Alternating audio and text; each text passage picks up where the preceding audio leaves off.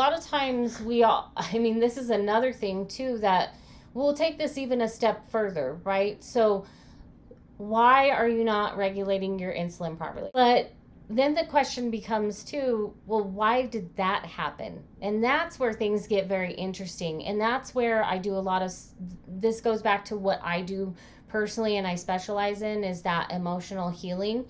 Very interesting technique, which I'll get into a lot later.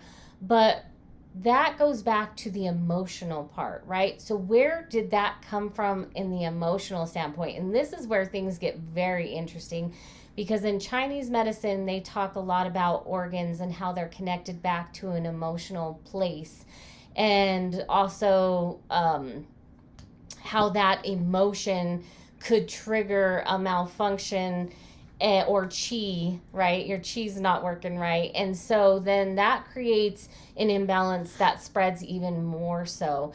And most people don't realize or think about their emotions. A lot of times people push it down, right? I remember when I was younger, I went through some horrendous trauma, spiritually, emotionally, physically, everything you can name of. And I always was told just stuff it down, just stuff it down, right?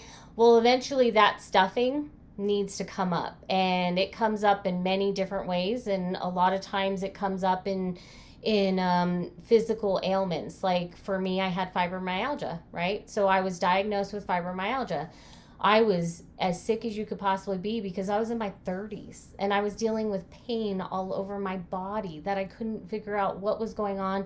And I went to a doctor that wanted to give me prescription drugs, and that was not going to happen, which we'll get into that story later as well. But I just kind of wanted to explain like when you ignore your emotional side, there's a lot to that. And if you really think back to where things came from and how they became something, I bet you have a point to which that was set off by an emotional place in your life, whether in childhood, adult, whatever, but something triggered it, and that's where everything basically spiraled out.